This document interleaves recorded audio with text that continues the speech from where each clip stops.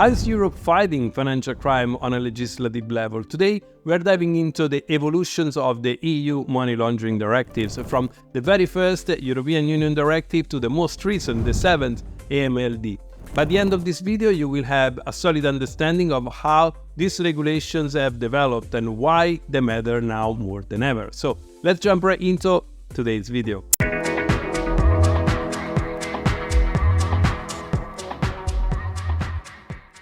In this video, you will learn how the European Union directives on money laundering have evolved over time, what changed, why these changes are important, and how European Union directives impact not only financial institutions but also everyday citizens like you and me.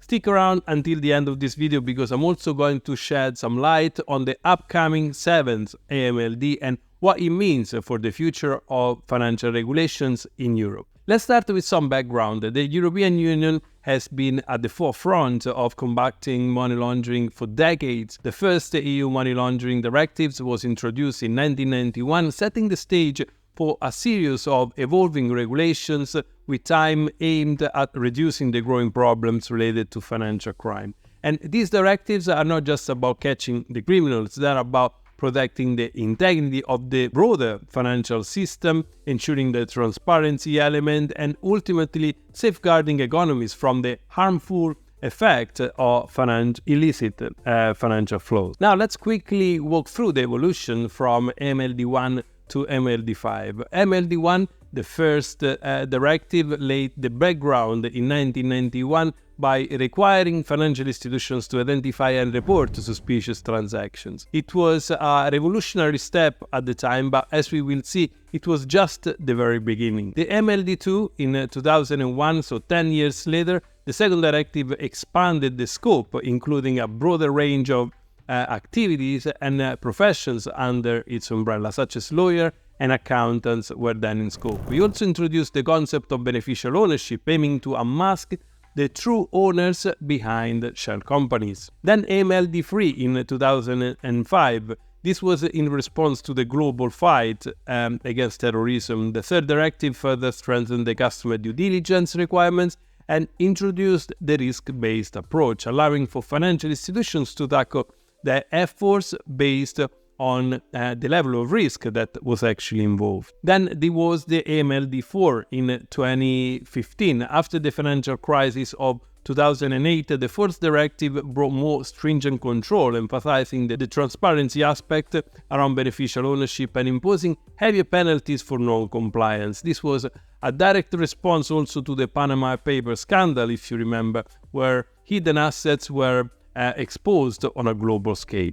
The AMLD5 started in 2018, but the fifth directive, which came into effect in 2020, was again a game changer. It expanded the regulatory scope to include virtual currencies and prepaid card, addressing the modern threats of cryptocurrency-related money laundering. It also mandated the creation of a centralized register for beneficial ownership. This was to make it harder for criminals to hide behind complex corporate structure. And before we dive into the 7th AMLD, it's worth briefly mentioning also the 6th Anti-Money Laundering Directive, which I've covered more extensively in a previous video. So the 6th directive brought a more precise definition of money laundering offenses and introduces the harsher penalties, making it clear that the EU is serious about tackling financial crime head-on. If you haven't seen that video, I highly recommend it to check it out so you can get a deeper understanding of the 6th AMLD, and the link you will find it up here. Now let's focus on what's coming next with the 7th AMLD. The 7th directive is set to take the fight against money laundering to the next level, expected to be adopted soon, and was proposed by the European Commission in July 2021 and includes the establishment of a new EU Anti-Money Laundering Authority, AMLA, and other regulated enhancements. The 7th European Directive aims to enhance cooperation between financial intelligence units all across the EU member states. It also plans to address a loophole that have been exploited by criminals, particularly in the context of digital transactions and cross-border financial services. What is really important about the 7th AMLD is how he proposed to deal with the increasing complexity of the financial crime in a digital age, with cryptocurrencies, international money transfer, and digital banking becoming the norm. The EU recognizes the need for a more robust framework that can adapt to these new challenges. This means stricter KYC requirements, improved data sharing between all the member countries, and possibly even new regulation around the use of emerging technologies like the blockchain. But why does all this matter? Well, the European Union directives were not created just to be a bureaucratic exercise. They have real-world implications for banks and for financial institutions. They mean more rigorous compliance processes and, of course, higher stakes for non-compliance. But for every consumer, including you and me, they mean a safer financial environment, one where the risk of fraud, terrorist financing, and other illicit activities are reduced, and hopefully also in a significant way.